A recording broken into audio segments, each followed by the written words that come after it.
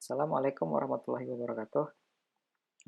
Kali ini kita bakal lanjutkan lagi untuk yang materi kita kemarin ya. Kita bakal latihan untuk beberapa mekanisme penyimpanan data di Android. Nah, kita bakal coba dari yang sederhana dulu deh. Yang pertama yang on save instant state karena belum pernah kita coba sebelumnya ya. Jadi sedikit saja bagaimana penyimpanan menggunakan yang on save instant state.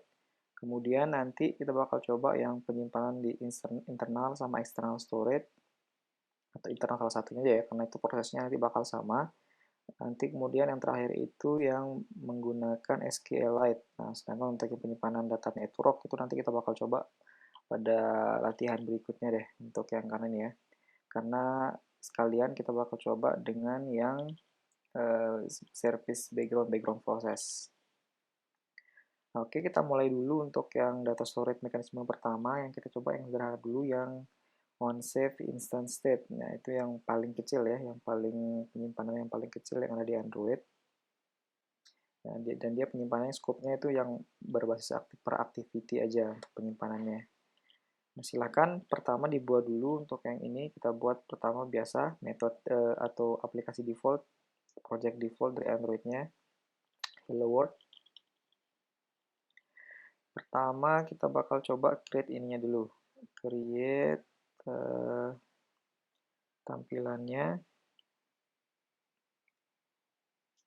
Kita convert jadi linear layout. Terus ini kita buat form sederhana aja ya. Oke, kita ganti biar lebih gampang gantinya di sini aja. Orientation-nya kita pakai vertikal.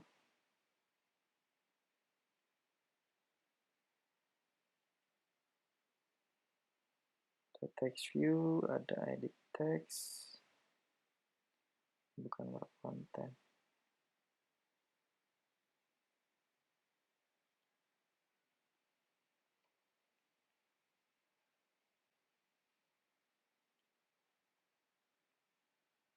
Oke, gini aja, width-nya kita pakai match parent biar lebih gampang. Kita kasih padding dulu deh, padding 15 dp. Terus kemudian di sini juga nanti ada padding bottom. Oh, ini kita kasih margin aja. Margin bottom 20 dp. Ini nanti tulisannya nama. Oh, di sini name. Kita buat data mahasiswa ya, nama.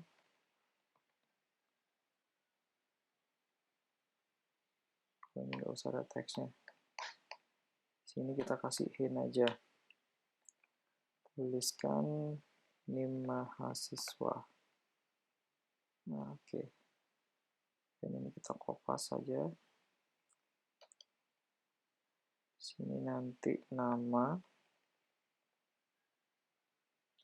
Ini ET nama. Ini ET NIM. Tuliskan nama mahasiswa. Sama yang terakhir kita ada button. Parent. Content. Teksnya simpan. Nah, oke. Kita tes. Nah, ini aja ya sederhana. Nah, nanti di sini juga pas saat kita menekan tombol simpan ini, kita bakal tampilin hasilnya di bagian paling bawah menggunakan text view aja ya, yang sederhana-sederhana. Ini nanti dia match parent aja, margin top-nya kita kasih 40 dp.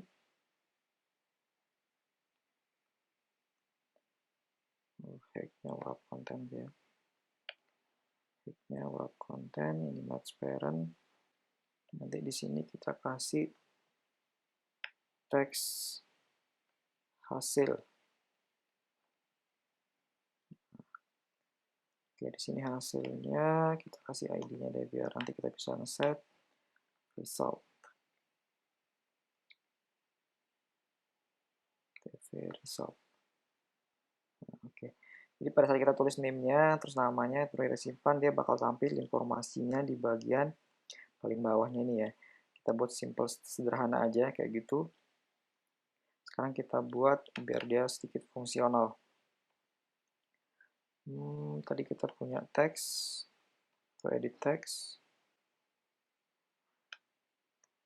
teks untuk et name ya, name. Ini private, kemudian ada private, atau kita gabung aja. Sini ada et nama juga. Sama yang terakhir itu nanti ada text view untuk resultnya. Et name find view by id r.id .et name. Ini untuk et.namanya.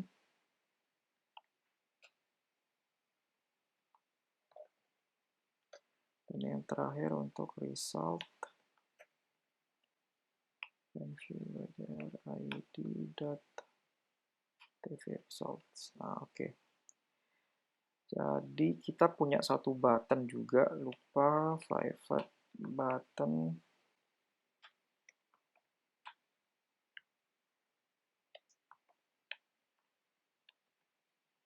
View by id r.id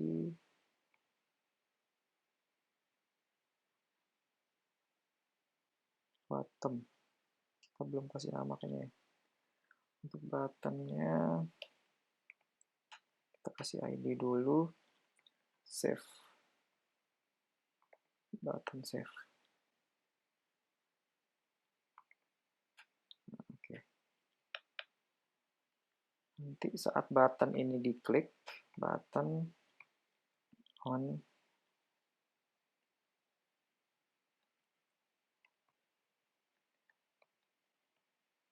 click, set on click listener.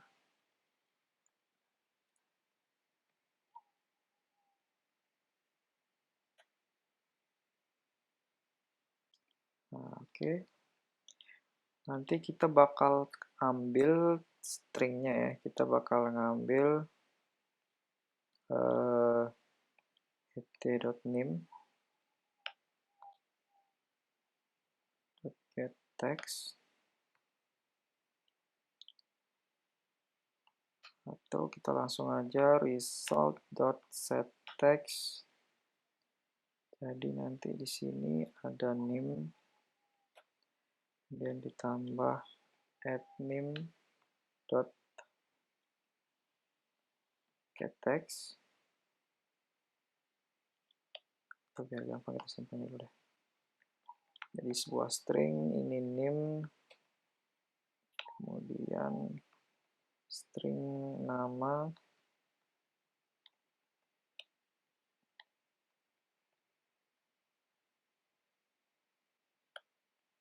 getText.toString. Oke. If ini tidak sama dengan string kosong, kita bakal tampilkan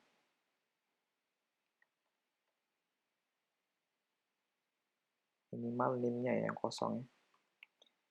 Nggak salah. Name plus slash tab.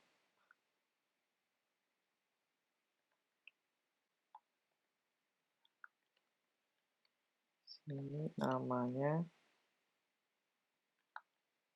nama. Kita coba jalankan.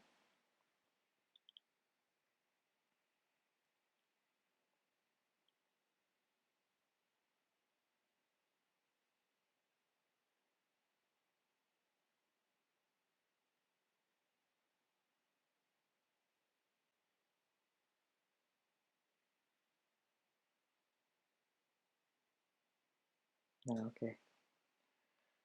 Kita coba tuliskan NIM-nya 12345, namanya bla bla bla bla. Dan kita simpan. Nah, ini sudah berhasil ya. Sudah jalan aplikasi kita, dia menampilkan sederhana yang mengenai NIM sama namanya. Nah, sekarang kita coba untuk melakukan change configuration di data kita ini. Kita kan sudah punya data satu state nih. State yang digunakan untuk menyimpan hasil dari penyimpanan data. Walaupun kita cuma simpan di ini aja ya, di suatu text view, hasil penyimpanannya. Nah, kita coba melakukan change configuration text. Contohnya adalah kita bakal rotate screen kita menuju screen naga ini ya, yang berbentuknya vertikal. Nah, coba kalian perhatikan. Setelah kita rotate, data yang kita hasilkan tadi itu dia hilang. Artinya dia sudah dihilangkan dari apa namanya? Dari memorinya karena kita melakukan change konfigurasi ya untuk yang memori dari masing-masing activity-nya. Nah, ini adalah salah satu kekurangan kalau kita melakukan change konfigurasi tanpa menyimpan state yang ada sebelumnya atau state yang kita hasilkan. Atau mungkin nanti kita saat melakukan perpindahan activity juga kemudian kita balik, bisa jadi juga data yang pernah dihasilkan oleh pengguna itu jadi hilang di sana. Nah, untuk mengatasi hal-hal yang seperti ini, nah kita bisa menggunakan yang tadi, apa namanya kita sebut dengan onSave instance state-nya. Caranya menggunakan itu adalah kita bisa menggunakan metode atau kita override method onState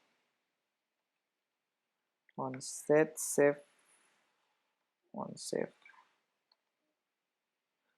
instance state. Nah, yang ini, yang fcompake activity. Nah, jadi nanti kita extend yang onSave instance state yang ini, atau kita override method onSave instance state-nya, kemudian kita tuliskan, atau kita simpan state terakhir yang ada di activity kita ke dalam ini ya, ke dalam memori yang ada di activity-nya. Caranya kita gunakan ini, method onSave instance state-nya, outState.putString, karena data kita kan bentuknya string yang pengen kita simpan. Jadi nanti itu hasilnya kita bakal samain kayak gini aja.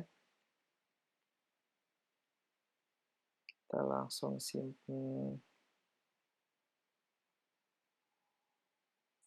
Atau kita buat metode baru aja ya. Kita buat metode baru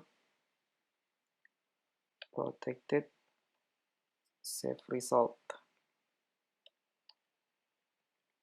String save result. Atau get input. Get input string. Nanti ini kita return aja biar gampang bentuknya.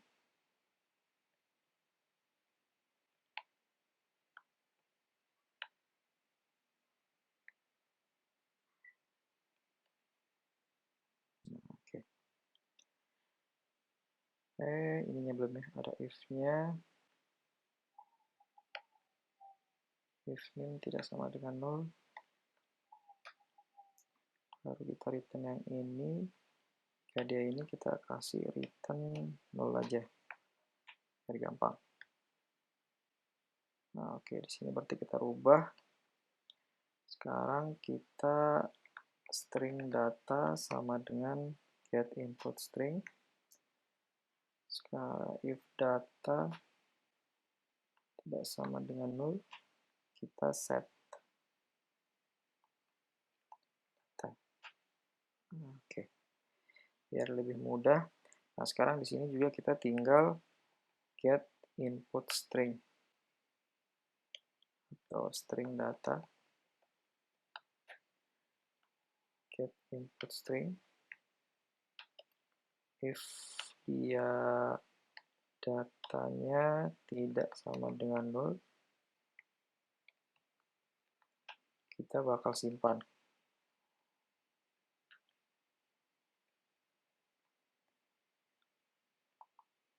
Oke, dia butuh dua parameter dalam put string-nya. Pertama tentu saja nama ininya ya, nama key-nya.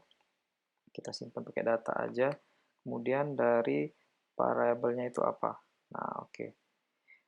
Ini cara menyimpannya, sangat sederhana ya. Kita tinggal menentukan aja data yang ingin kita simpan, kemudian key-nya dengan tentu saja menggunakan metode yang sesuai dengan jenis datanya. Apakah put string, put integer, put object, dan lain-lain juga nanti bisa kalau kalian menggunakan serializable sebenarnya untuk menyimpan datanya.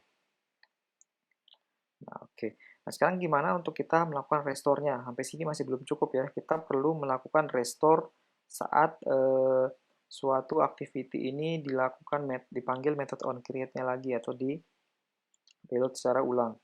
Ada dua cara. Yang pertama itu kita bisa menggunakan atau mengoverride on restore ini ya, restore save instant-nya. Kita menggunakan metode yang ini. Nah, jadi nanti parameter yang kita dapatkan itu adalah yang save instance state kita atau yang sudah kita simpan sebelumnya. Dan ini adalah tipenya bundle. Nah, saya yakin kalian sudah cukup mengenal apa itu bundle karena pernah kita coba. Dan ini ada annotation juga yang not null. Jadinya save instance state ini nggak boleh null untuk yang di sini ya. Nah, jadi kita bisa melakukan restore di bagian sininya nanti. Kita tinggal panggil metode ini aja sih yang ada di sini. Kita panggil ulang metode yang bakal kita gunakan di bagian ini.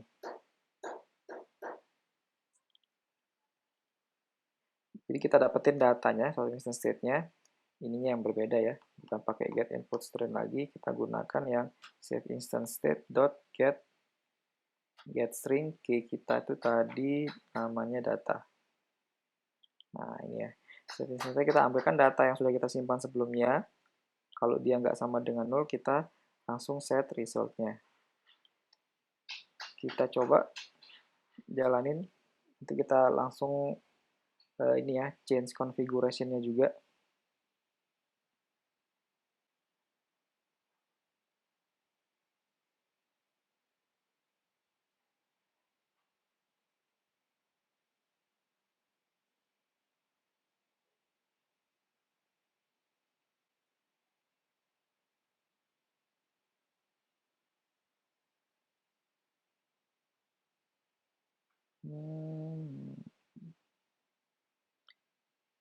Week 7. Oke. Nah, ini. Kita coba tes tadi namanya 1, 2, 3, 4, 5. Kemudian namanya testing. Kita simpan. Nah, udah tersimpan ya. Data kita name sama namanya. Kemudian kita coba untuk lakukan change configurations. Nah, lihat. Dia masih sama dengan data yang terakhir kita simpan yang tadi untuk yang resultnya. Ini kita mau rubah lagi jadi awal. Dia nggak bakal hilang karena kita sudah simpan dalam on-save instance state-nya. Oke, cukup mudah ya untuk kita restore yang ini. Nah, cara yang lainnya itu adalah kita bisa langsung aja di bagian sini. Nah, kalau kalian perhatikan di method onCreate itu ada method ini juga atau parameter yang save instance state. Bedanya dengan yang parameter yang ada di onRestore instance state ini, dia nggak ada annotation null-nya ya. Jadi dia artinya parameter yang ini bisa boleh dilampirkan, boleh juga dia null kalau untuk yang di sini. Nah, kalau yang ini dia nggak boleh null karena ada annotation not null-nya. Nah, kemudian dari sana terlihat jelas perbedaan bahwa di onSave instance state sini, ini juga sama ya, bisa kita melakukan cara yang ini kita copy aja di bagian sininya. Bagian paling bawah deh, nggak masalah. Karena kita juga punya yang variabel atau parameter onSave instance state-nya. Nah, perbedaannya adalah pada saat kita datanya itu nol, atau pada saat kita nggak ada menyimpan apa-apa di sana, metode ini kan dia pasti nol jadinya ya, untuk yang di sini. Karena kan kita nggak menyimpan apa-apa di onSave instance-nya. Dia bakal tetap kepanggil, dan pada saat kita melakukan getString, dia pasti bakal error. Karena ini pasti bakal nol. Nah, jadi mau nggak mau, kita harus melakukan pengecekan kalau kita menggunakan yang di bagian ini.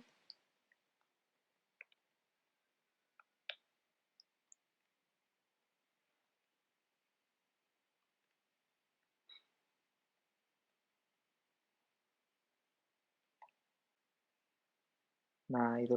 Perbedaannya adalah kalau di bagian sini, jadi on restore state ini dia kalau dia nol dia nggak bakal dipanggil atau dia nggak bakal dieksekusi oleh activity-nya.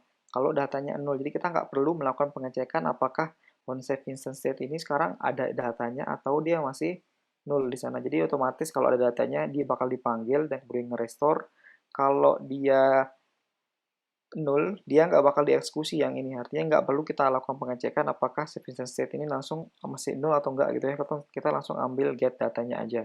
Nah, berbeda dengan yang kalau di sini, di bagian onCreate methodnya ini, dia bisa jadi data save instance state-nya nol, tapi dia tetap dipanggil. Kan dia pasti dipanggil kalau untuk yang metode onCreate-nya.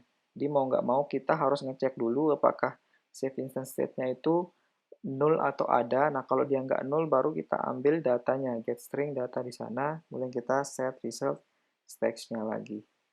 Nah, oke, itu perbedaannya. Caranya sama kalau untuk yang cara pemanggilannya di sini, jadi nggak ada masalah. Kalau untuk ini nggak perlu kita coba ya, nanti kalian coba sendiri aja. Kalau kalian masih belum percaya.